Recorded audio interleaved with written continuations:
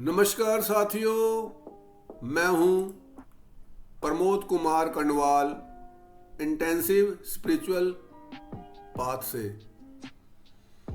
हमारा प्रारब्ध हमें नए काम करने में बाधा तो उत्पन्न कर सकता है, मगर उसमें रुकावट नहीं डाल सकता।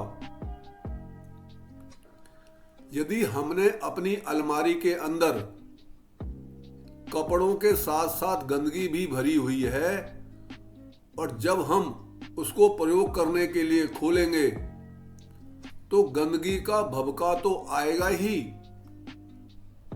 मगर वह हमें किचन के अंदर हलवा बनाने से रोक नहीं सकता। इसी प्रकार हमारे पिछले प्रारब्ध हमारे जीवन में नए कार्य प्रारंभ करने के लिए बीच बीच में गंदे भभके की तरह डिस्टर्ब करते हैं। या इसको हम ऐसे भी समझ सकते हैं कि जैसे हमारे कमरे में बिजली की दो तारें आपस में लूज हैं और स्पार्किंग कर रही हैं, तो जब तक हम दोनों तारों को आपस में कसेंगे नहीं तब तक वह स्पार्क करती रहेगी। कहने का अभिप्राय यही है कि हम अपने लक्ष्य में काम करते हुए पीछे से आ रही बाधाओं को यदि संभव हो तो ठीक कर ले, नहीं तो उसे नजरअंदाज करके आगे बढ़ जाएं, तो निश्चित रूप से हमें सफलता मिलेगी और प्रारब्ध कर्म असरहीन हो जाएंगे। दुनिया के अंदर हमारा कोई भी मित्र, चाहे वो कितना ही खास क्यों ना हो, कभी भी हमारे विपक्ष में हो सकता है और कोई भी विपक्षी व्यक्ति हमारा मित्र बन सकता है। इसमें किसी को भी बुरा नहीं मानना चाहिए, परेशान नहीं होना चाहिए। ऐसा हमारा जो पिछला कर्म होता है या जो हमारे संस्कार होते हैं उसके अनुसार होता है। न जाने पिछले लाखों जन्म में कितनी बार हमने एक दूसरे का पक्ष लिया है, कितनी बार हम उसके विपक्ष में रहे हैं। तो यह पक्ष विपक्ष का खेल हमारे कर्म और समय सीमा के अनुसार बदलता रहता है। जब तक यह शून्य अवस्था में नहीं आता तब तक यह चलता रहता है। इस श्रृंखला को समाप्त करने के लिए हमें सबके साथ निस्वार्थ रहकर सेवा करनी होगी, नहीं तो इसका कभी अंत नहीं होता। सुबह जब हम बिस्तर से उठते हैं तो अपनी चादर की तह लगाते हैं। कई व्यक्ति चादर को फोल्ड करते समय उसके अंदर के किनारों को ठीक तरह से सेट नहीं करते, वह अंदर से मुड़े रह जाते हैं। चादर बाहर से ठीक ठाक दिखाई देती है, मगर अंदर से वह अव्यवस्थित रूप में रखी गई है।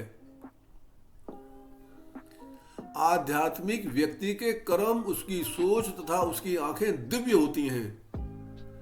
वह चादर को चादर के रूप में ना देख करके धागे के रूप में देखता है, धागे के आगे कपास के रूप में देखता है, कपास के बाद बीज के रूप में देखता है जो कि जीवंत होता है।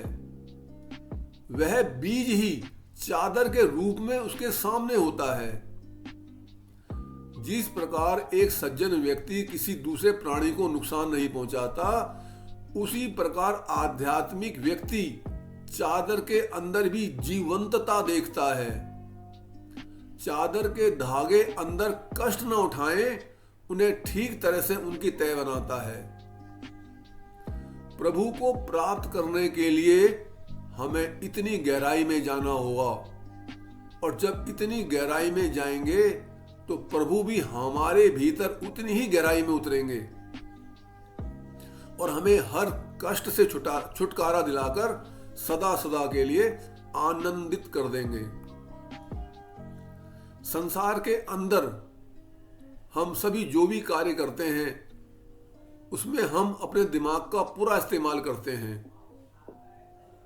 हमारा दिमाग भी पंच तत्वों से बना है और जब किसी भी कार्य को करने के लिए दिमाग का इस्तेमाल होगा तो उसके अंदर से प्राकृतिक विचार और प्राकृतिक समझ ही उत्पन्न होगी, जिससे हम संसार का काम कर सकेंगे। इस प्राकृतिक सोच के अंदर भी यदि हमने ठीक तरह से विचार विमर्श नहीं किया तो सांसारिक कार्य के खराब होने के चांस बहुत होंगे, और यदि परिणाम पक्ष में आया तो भी उसका फल हमें वर्तमान जीवन में ही मिलेगा। शरीर छोड़ने के पश्चात उसका फल और उसका प्रभाव हमारे लिए शून्य हो जाएगा, जीरो हो जाएगा। हमारे वर्तमान जीवन की आयु इतनी है जितनी 51 करोड़ वर्ग किलोमीटर पृथ्वी के आगे सिर्फ एक गेहूं का दाना। शरीर छोड़ने के बाद की आयु इतनी लंबी है कि उसको लिखने के लिए पूरी धरती भी कम पड़ जाएगी। सांसारिक कार्य के अंदर अपने दिमाग के इस्तेमाल में हम अपना संपूर्ण विवेक तथा दुनिया भर के बुद्धिमान लोगों की राय लेकर के उस कार्य को करते हैं, लेकिन परिणाम में हमें गेहूं के दाने के बराबर फायदा होता है, और उसमें भी फायदा होगा कि नहीं इसकी कोई गारंटी नहीं। आध्यात्मिक व्यक्ति इस रहस्य तथा ज्ञान को भली भांति जानता है। उसे मालूम है कि नश्वर शरीर की तरह हमारा दिमाग भी नश्वर है, तो यह जो भी हमें प्रदान करेगा वह नश्वर तो होगा ही, हानिकारक भी होगा। इसलिए वे किसी भी कार्य में अपने दिमाग का इस्तेमाल नहीं करते। परमात्मा द्वारा प्रदान की गई जीवात्मा जो उसके शरीर को जगमग कर रही है वह हमेशा उसके टच में रहता है। वह किसी भी कार्य को करने से पहले अपने नश्वर मन और नश्वर दिमाग को एक किनारे में रख देता है और अपनी जीवात्मा में प्रवेश करता है, उसमें स्थिर हो जाता है, उसमें स्टेबल हो जाता है।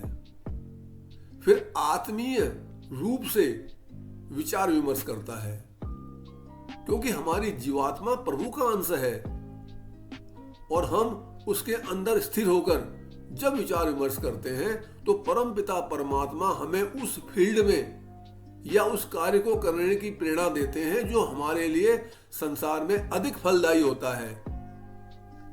साथ साथ ऐसा मार्गदर्शन भी करते हैं कि उस कार्य को किस प्रकार से करना है ताकि किसी दूसरे का अहित न हो तथा वह राष्ट्र के लिए भी कल्याणकारी हो।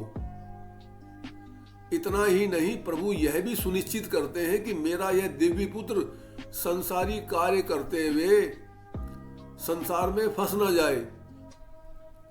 प्रभु उसे हमेशा विनम्र, अहंकार विहीन तथा संत महात्माओं के संगत में रखते हैं ताकि वह परिवार, समाज तथा मानव जगत के कल्याण के साथ साथ अपना भी कल्याण कर सके।